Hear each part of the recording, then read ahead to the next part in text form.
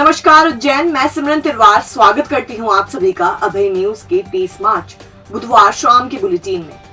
चलिए देखते हैं आज शहर की कुछ खास खबरें। इस बुलेटिन के प्रायोजक है आरके डेवलपर्स। शानदार घर खरीदें अब अपने बजट में। माधव आर्ट कॉलेज विवाद के चलते हमेशा से ही सुर्खियों में रहता है। एक बार फिर हुई घटना ने विवादों को जन्म दे दिया है। बुधवार को बीए सेकेंड ईयर की परीक्षा के दौरान ऐसी ही घटना हुई। यहाँ एबीवीपी से जुड़े छात्र को महिला प्रोफेसर ने खिड़की का कांच फोड़कर चिट लेते पकड़ा। प्रोफेसर ने टोका तो वो इस कदर गुस्सा हो गया कि उसने महिला प्रोफेसर से ही अभद्रता कर डाली। अंकपात मार्ग स्थित माधव आर्ट कॉलेज में बुधवार सुबह 11 बजे से बीए सेकेंड ईयर अंग्रेजी का पेपर था। परीक्षा के दौरान छात्र राज भदौरिया ने खिड़की का कांच फोड़ा और नकल सामग्री ले ली। उसे ऐसा करते मौजूद प्रोफेसर संध्या जैन ने देख लिया और टोका तो राज ने उनसे अभद्रता की। इसके बाद प्रोफेसर संध्या जैन ने प्रिंसिपल एलएस बरमैया को पूरे मामले की जानकारी दी। इस दौरान वहां मौजूद एनएसयूआई के छात्र नेता सुमित गौसर ने भी लिखित शिकायत कर कार्रवाई की मांग की। सूचना पर कुलपति प्रोफेसर अखिलेश कुमार पांडे एवं कुल सचिव प्रशांत पौराणिक कॉलेज पहुंचे तो एनएसयूआई कार्यकर्ताओं ने उन्हें घेर कर हंगामा कर दिया। आपको बताते चले 3 दिन पहले भी कॉलेज से उत्तर पुस्तिकाओं से छेड़छाड़ करने और कुछ उत्तर पुस्तिकाएं गायब होने का मामला सामने आया था। एनएसयूआई के विरोध को देख प्रिंसिपल बरमैया ने 7 दिन में जांच कर कार्रवाई के लिए कहा, लेकिन जब कार्यकर्ता नहीं माने तो उन्होंने गुरुवार तक कार्रवाई करने का आश्वासन देकर मामला शांत करवाया। मामले में प्रिंसिपल बरमैया ने कहा कि मैंने प्रोफेसर संध्या जैन से चर्चा की थी, उन्होंने अभद्रता जैसी बात से इनकार किया है। इसके बाद भी छात्र पर नियमानुसार कार्रवाई की जाएगी। यदि इसके बाद भी वह नहीं मानता तो पुलिस की सहायता ली जाएगी। इधर जीवाजीगंज थाना टीआई गगन बादल ने बताया, अभी तक मामले में कोई शिकायत नहीं मिली है, आने पर कार्रवाई की जाएगी। केडी गेट की शराब दुकान बंद कराने के मुद्दे को कांग्रेस ने गोद ले लिया है। मंगलवार को शहर कांग्रेस अध्यक्ष महेश सोनी ने इस मुद्दे पर धरना दिया था, तो बुधवार को महिला कांग्रेस की प्रदेश उपाध्यक्ष नूरी खान दुकान बंद कराने पहुंच गई। उन्होंने दुकान पर ताला लगा दिया, लेकिन प्रदर्शनकारियों के हटते ही साइड के दरवाजे से फिर से बिक्री शुरू हो गई। आंदोलन को ठेका बदलने से जोड़कर देखा जा रहा है। दरअसल नूरी खान अपने समर्थकों के साथ धरना देने के लिए रैली के साथ पहुंची थी। इस दौरान उनके समर्थकों ने इनकलाब जिंदाबाद के नारे लगाए।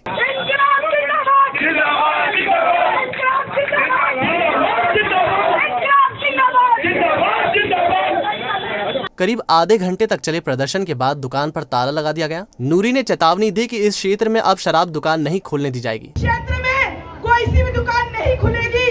अगर आप लोग मेरे साथ हैं तो हाथ उठाकर समर्थन दें कि इस क्षेत्र में कोई दुकान नहीं खुलेगी। रमजान का पाक महीना आने को है और शराब दुकान से लोगों को परेशानी होगी। नूरी की समझाइश के लिए थोड़ी देर के लिए शराब दुकान पर ताला लगा दिया गया। हालांकि बाद में दूसरे गेट से दुकान से फिर से शराब की बिक्री शुरू कर दी गई। शराब दुकान हटाने के विवाद को ठेका बदलने से जोड़कर देखा जा रहा है। बहरहाल नूरी का आंदोलन अपने आप में कई सवाल खड़े करता है। यूं तो पूरे शहर में ही रहवासी इलाके में शराब की दुकानें हैं, ऐसे में विरोध केडी गेट पर ही क्यों किया जा रहा है? देखिए, केडी गेट पर ये शास्त्रीय शराब की जो दुकान है लगातार हम विरोध कर रहे हैं, क्योंकि यहाँ पर आए दिन महिलाओं को उत्पीड़न का सामना करना पड़ता है। युवाओं को नशे की लत पड़ रही है। ये घनी आबादी वाला इलाका है। यहाँ पर लोगों को अभी 2-3 दिन बाद रमजान शुरू होने वाले हैं, नमाज के लिए निकलना होता है। लोग सड़कों पर बैठकर शराब पी रहे हैं। आज हमने यहाँ पर आकर दुकान बंद करवाई है और दुकान बंद की गई है। और मैं प्रशासन से और सरकार से कहना चाहती हूँ कि रहवासी इलाके में किसी भी तरह की शराब की और नशे की दुकान बर्दाश्त नहीं की जाएगी। अगर फिर से दुकान खुलती है तो हम फिर से आंदोलन करेंगे और पीछे नहीं हटेंगे जब तक कि यहाँ से दुकानें नहीं हट जाएंगी। थाना जीवाजीगंज क्षेत्र के अंतर्गत केडी गेट स्थान पर कलाली है, देशी कलाली।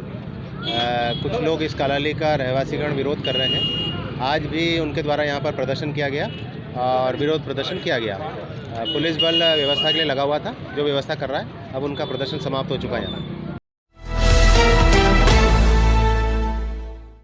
कहने को तो उज्जैन के जिला अस्पताल को संभाग का दर्जा है, लेकिन इस अस्पताल में मरीजों की किस तरह बेदर्दी हो रही है, इसका उदाहरण एक बार फिर सामने आया है, जब स्ट्रेचर पर दूसरी मंजिल पर ले जाया जा रहा एक मरीज सीढ़ियों पर से ही गिर गया। इस खबर को जानने से पहले आप ये वीडियो देखिए।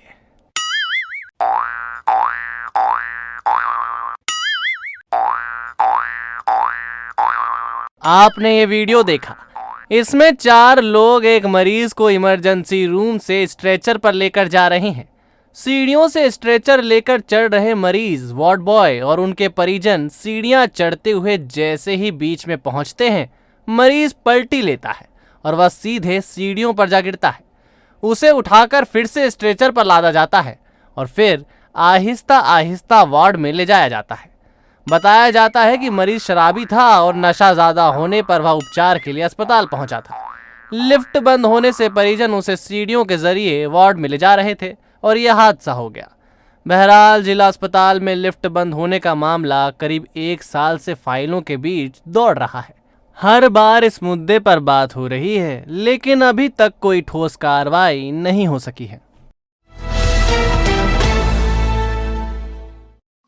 पानी अब रिश्ते नातों को भी नहीं देख रहा है। पानी को लेकर घटिया थाने के खजूरिया सदर में पिता पुत्र पर भाई और उनके बेटों और अन्य रिश्तेदारों ने हमला बोल दिया। घायलों के पैर टूट गए हैं और उपचार के लिए उन्हें अस्पताल में दाखिल कराया गया है। दरअसल खजूरिया सदर के 60 साल के गंगाराम गुर्जर, उनके बड़े भाई मदन लाल और छोटे भाई प्रभुलाल के पास एक कुआं है। तीनों भाइयों ने सुविधा अनुसार पानी के बंटवारे के लिए दिन तय कर रखे हैं। हर भाई 4-4 दिन कुएं का पानी लेता है। बुधवार की सुबह गंगाराम का 22 साल का बेटा अर्जुन कुएं से खेतों में पानी लगाने गया था। इसी बीच मदन लाल, प्रभुलाल अपने बेटे चरण, राजेश, भानेज विनोद, गोविंद और रामकुमार बाई, सोरम बाई के साथ कुएं पर पहुंचे और अर्जुन को पानी निकालने से रोक दिया। इनका कहना था कि अब अगर वह कुएं तरफ आया तो पैर तोड़ दिए जाएंगे। विवाद की जानकारी मिलने पर गंगाराम गुर्जर मौके पर पहुंचे तो उनसे भी विवाद किया और दोनों पिता पुत्र पर हमला बोल दिया। घटना में अर्जुन का पैर तोड़ दिया। सर पानी को लेकर कि उन्होंने, मैं पानी तोड़ने गया था हमारे पुराने कुएं में, तो उन्होंने मेरे को मारा और मेरा पैर भी तोड़ दिया और पापा के हाथ और पैर तोड़ दिए। सर हम 4-4 दिन पानी चलाते हैं। 4 दिन अंकल जी चलाते हैं, 4 दिन बड़े पापा चलाते हैं और 4 दिन हम चलाते हैं। तो अभी हमारा नंबर आया था तो वो बोल रहे कि कुएं पे आना ही मत और कुआं हमारा है इनके भी। तो 2 मिनट में था ना आता बराबर तो ने डांग चालू कर दी इनका ऊपर के बगीचा यहाँ से थारो काय को कुओ हमारा पुराना कुओं है, हमारे सबका बेड़ा को ये कई मारपीट, उनका पैर तोड़ दिया, उनके हाथ तोड़ दियो, उनके पीठ पे दई, मेरा नाना को पैर तोड़ दियो, मेरा नाना को हाथ तोड़ दियो। लोग 6 लोग थे, 2 महिला थी।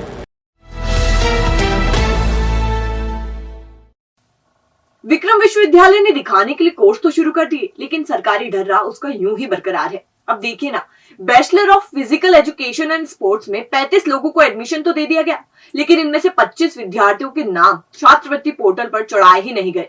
अब इन विद्यार्थियों के सामने छात्रवृत्ति का संकट खड़ा हो गया है। मार्च क्लोजिंग का गुरुवार को अंतिम दिन है और अगर नाम नहीं आए तो विद्यार्थी मुसीबत में पड़ जाएंगे।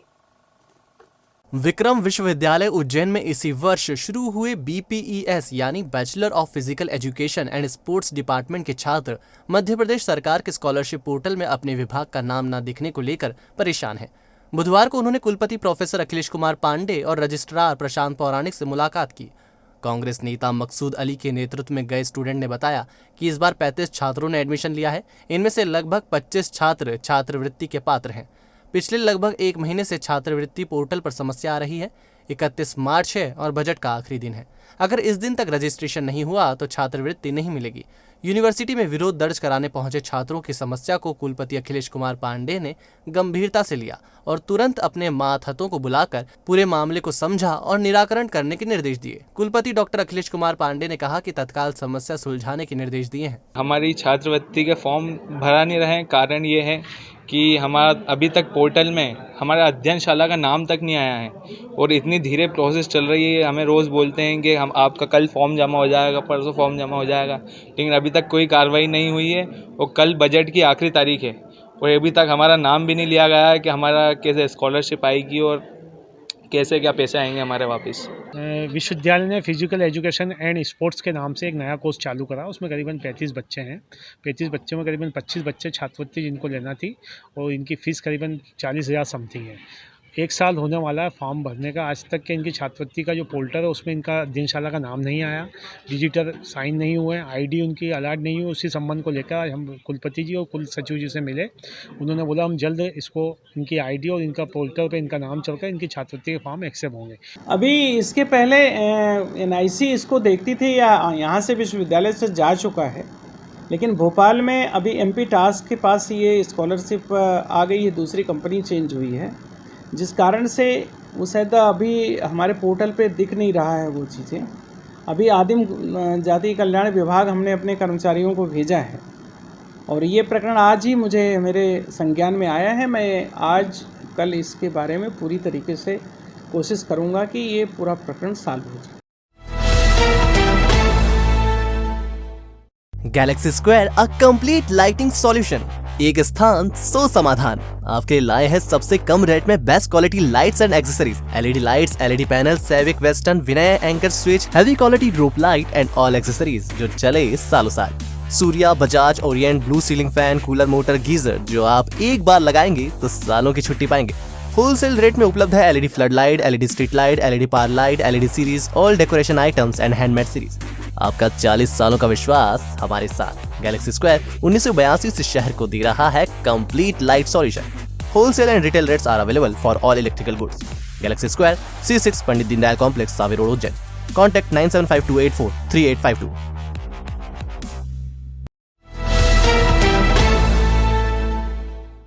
श्री महाकालेश्वर मंदिर के गर्भगृह में विराजित ज्योतिर्लिंग के दर्शन आसान करने के लिए मंदिर समिति चौखट पर फाइबर ग्लास लगाएगी। इससे श्रद्धालुओं को आसानी से दर्शन हो सकेंगे। विश्व प्रसिद्ध महाकालेश्वर मंदिर में श्रद्धालुओं को बाबा महाकाल के शिवलिंग के आसानी से दर्शन हो सके, इसके लिए नई व्यवस्था शुरू की जा रही है। यहाँ गर्भगृह और नंदी हॉल के बीच में एक फाइबर ग्लास लगाया जा रहा है। दरअसल यह ग्लास इसलिए लगाया जा रहा है क्योंकि गर्भगृह में प्रवेश करने वाले मालदार श्रद्धालुओं के कारण नंदी हॉल में बैरिकेड से दर्शन करने वाले श्रद्धालुओं को शिवलिंग दिखाई नहीं देता है। इससे उन्हें दर्शन करने में काफ़ी दिक्कतों का सामना करना पड़ता है। अब फाइबर ग्लास लगने से इस समस्या से निजात मिलेगी और दूर से दर्शन करने वाले श्रद्धालुओं को भी आसानी से दर्शन होंगे। महाकालेश्वर मंदिर प्रबंध समिति ने एक बहुत ही अच्छा सुंदर निर्णय लिया है। आम दर्शनार्थी को जो तकलीफ थी उस तकलीफ को देखते हुए मंदिर समिति ने एक फाइबर का कांच गर्भगृह के बाहर लगाने का प्रस्ताव रखा है। वो बहुत जल्द शीघ्र लग जाएगा। उससे यह रहेगा कि जो 1500 की और VIP रसीद अंदर लोग जाते हैं, जिसके कारण आम दर्शनार्थी को दर्शन नहीं हो पाते थे, वो अब सुलभता से पूरा भगवान महाकाल जी का शिवलिंग देख पाएंगे और दर्शन कर पाएंगे, जिससे भगवान जी का आनंद मंगल होगा। प्रशासन द्वारा मंदिरों की भूमि नीलाम करने के आदेश ने पुजारियों में आक्रोश पैदा कर दिया है। इसके चलते पुजारियों ने बुधवार को यूनिवर्सिटी से कोठी पैलेस तक रैली निकाली और प्रदर्शन किया। कलेक्टर आशीष सिंह ने सोमवार को ही टाइम लिमिट की बैठक में 10 एकड़ से अधिक जमीन वाले मंदिरों की भूमि नीलाम करने का आदेश दिया है। ये कार्रवाई हर हाल में रबी सीजन के बाद पूरी करने का कहा है। इसका ही पुजारी विरोध कर रहे हैं।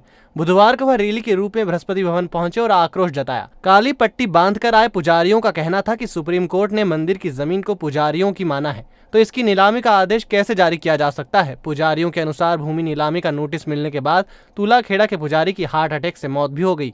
पटवारी ने पुजारी को धमकाया था। पुजारी प्रवीण शर्मा ने बताया कि अभी कलेक्टर के नाम ज्ञापन दिया है, अगर बात नहीं बनी तो भोपाल जाकर विरोध दर्ज कराया जाएगा।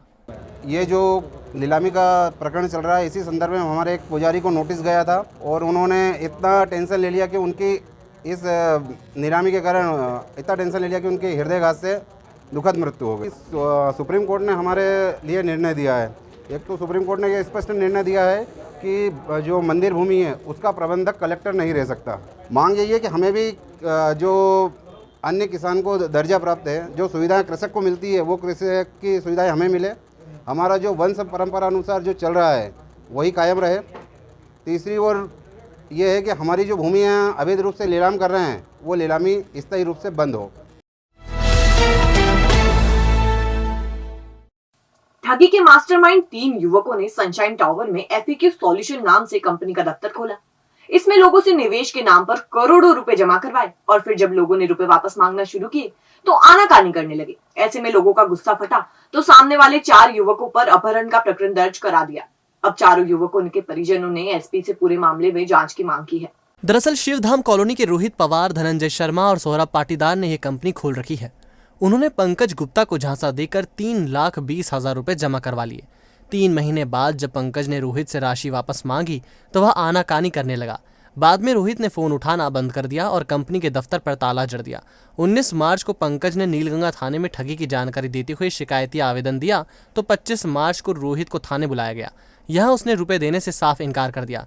इसी रात रोहित के साथ धनंजय शर्मा ने पंकज गुप्ता, दर्शन गुप्ता, संजय धानरे एवं राहुल कुमावत पर जबरन बंधक बनाने और मारपीट का प्रकरण दर्ज करवा दिया। पंकज गुप्ता के पिता सिद्धनाथ ने बताया कि धनंजय 6 महीने पहले भी रवि परमार और विकास बंसल के खिलाफ झूठी शिकायत दर्ज करा चुका है। सिद्धनाथ गुप्ता ने बताया कि आरोपियों को राजनीतिक समर्थन हासिल है और इस तरह वह लोगों को झूठे केस में फंसा रही हैं। परिजनों ने पूरे मामले की निष्पक्ष जांच की मांग की है। अब इनके पास जब हम लोग पैसे मांगने के लिए जाते हैं तो ये लोग अपराधी प्रवृत्ति के लोग हैं। सब धीरे धीरे इनके पास जब हम पैसे आते हैं कि अपराधी प्रवृत्ति के लोग आते हैं और हमसे बात करते हैं कि अगर तुम थाने पे जाओगे या कहीं पर भी जाओगे तो आपके ऊपर हम कानूनी कार्रवाई कराई जाएंगी। इसी संदर्भ को लेकर अभी हम 19 तारीख के दिन हमने एक आवेदन भी दिया था नीलगंगा थाने में कि भाई साहब ऐसी बात है। उन्होंने एक आवेदन लिया था। 25 तारीख को पंकज गुप्ता, संजय नानेरे, दर्शन गुप्ता और राहुल कुमावत के ऊपर इनने झूठा प्रकरण लगा दिया, जिसमें उनके ऊपर अपहरण की धारा लगवाकर इनको जेल में पहुंचाने का कार्य किया है। और इनमें बहुत सारे बड़े बड़े लोग लगे हुए हैं। अपने जो आनंद भटोल जी का नाम है, आपने सुना होगा कि एक बहुत बड़ा स्कीम हुआ था करोड़ों रुपए का इसके अंदर, वो लोग भी इनके अंदर शामिल रहेंगे। एक अभी हवाला वाला केस हुआ था, वो लोग इनके साथ में शामिल हैं। और कई बड़े दिग्गज इनके ऊपर दबाव बनाते हैं इन सभी के ऊपर कि आप इस तरीका का कार्रवाई करो, हम लोग सब समझ लेंगे। सर, अपहरण करने वाला थाने में नहीं जाएगा। एक बात तो ये है, वो थाने में मतलब गया था सर, वहाँ पर उसका आवेदन पड़ा था और वो आवेदन लेने गया था और पुलिस वालों ने उसको मतलब जबरदस्ती मतलब अपहरण का केस डाल के आज मतलब जेल में है सर। वो बैंक में कैशियर है, इंडसइंड बैंक मतलब जवासिया, उसमें मतलब कैशियर है। आज तक कोई रिकॉर्ड नहीं, सिर्फ पैसे मतलब लेने गया था उससे और आज उसका जीवन मतलब सर 3,20,000 रुपये। मतलब सर वो 3-4 किस्तों में दिया था। बैंक पूरा मतलब ट्रांजेक्शन है। किस तरह का प्रलोभन उन्होंने पंकज को दिया? यही है कि हम तुमको इसमें मतलब 10,000-20,000 रुपये हर महीने मतलब इसको ऊपर देंगे, मतलब 15%। हाँ, अभी तो बात हुई है, मतलब बयान ले रहे हैं, अब देखते हैं आगे क्या होता है। बांधका के कुएं में 3 फीट का मगरमच्छ का बच्चा देखकर ग्रामीण हैरत में पड़ गए। बच्चा पानी में तैर रहा था और जब ग्रामीणों ने इसे देखा तो उनकी सांसें ऊपर नीचे हो गई। तत्काल वन विभाग को सूचना दी गई। मगरमच्छ को रेस्क्यू कर चंबल नदी में छोड़ दिया गया है। दरअसल ये कुआं नाले में स्थित है। यह नाला काली सिंध और शिप्रा नदी से जुड़ा है। कुआं मालिक दिग्विजय सिंह चौहान ने सबसे पहले कुएं में करीब 3 फीट के मगरमच्छ के बच्चे को देखा तो वह हैरत में पड़ गए। उन्होंने ग्रामीणों को सूचना दी और फिर वन विभाग को। वन कर्मी जाल लेकर पहुंचे और कुएं से मगर के बच्चे को बाहर निकाला। चंबल नदी में मगर को सुरक्षित छोड़ दिया गया। रेस्क्यू कार्य मदन मोहरे दल प्रभारी वन रक्षक उमेश वर्मा एवं दल सदस्य सोनू चौहान देव करण बैंडवाल ने किया। दल प्रभारी के मुताबिक बांधका क्षेत्र में मगर का मिलना नया नहीं है। काली सिंध नदी के कारण अक्सर यहाँ मगर मिलते रहते हैं। हो सकता है बारिश के दौरान नाले के जरिए मगर कुएं में आ गया हो और यहीं फंसकर रह गया हो।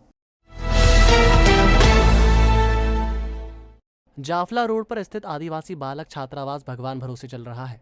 छात्रावास की अनियमितताओं की जानकारी मिलने पर एसडीएम निधि सिंह अचानक पहुंची और वार्डन की उन्होंने जमकर परेड ली। और ये छात्रावास पे क्या वार्डन को पता नहीं होना चाहिए कि कब क्या देना है इनको? इनके पास तो कोई सर्कुलर नाम की चीज ही नहीं है, वो बना के खड़े हुए हैं।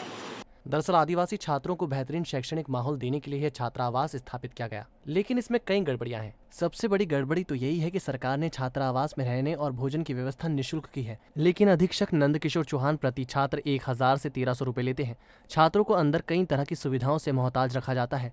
न उन्हें ढंग का खाना दिया जाता है, न ही अन्य सामान। शिकायत मिलने के बाद एसडीएम निधि सिंह अचानक जांच करने पहुंच गई। उन्होंने मौके पर ही अफसरों को जमकर लताड़ लगाई और वार्डन का निलंबन आदेश जारी करने का निर्देश दिया। आपके पास खाद्यान्न पंजी नहीं है, आपको ये नहीं पता कि जैसे आप बोल रहे हैं ये ले आते हैं वो ले आते हैं।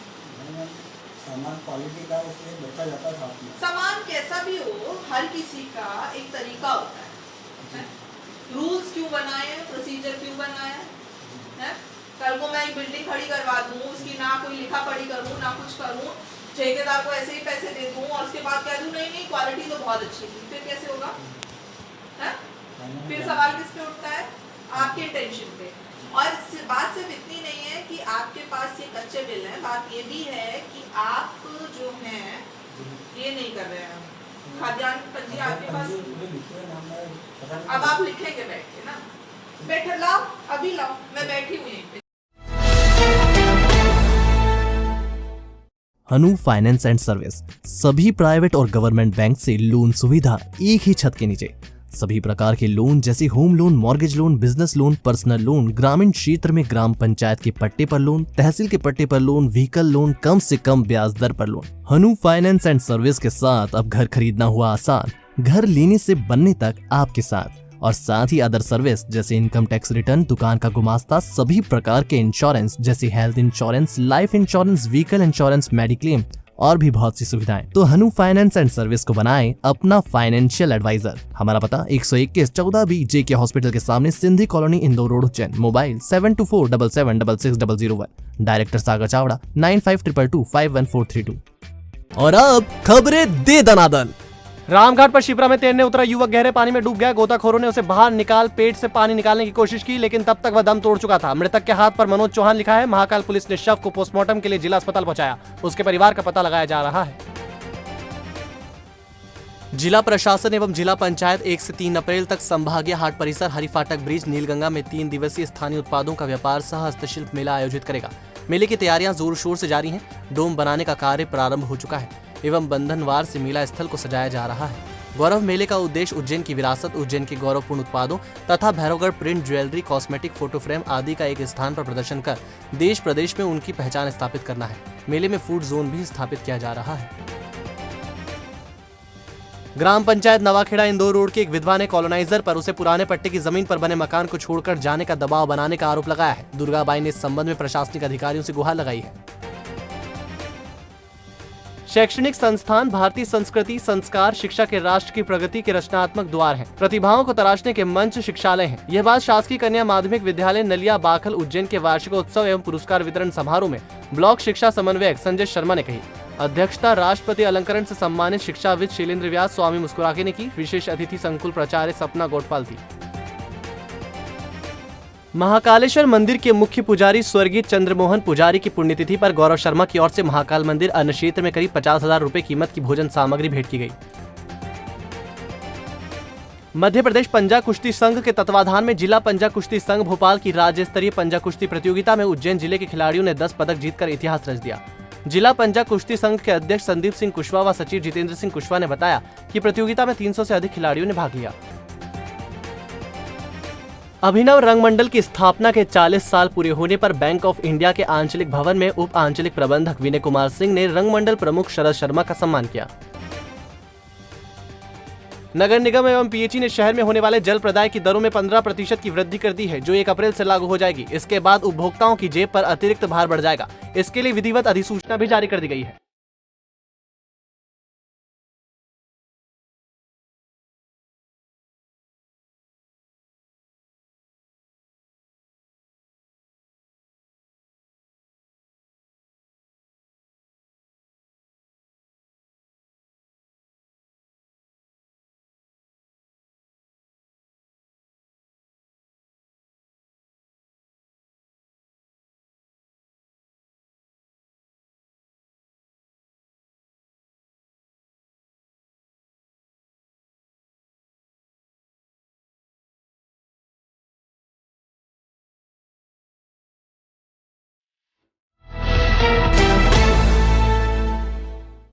तो आपने देखा अभी न्यूज का आज का बुलेटिन।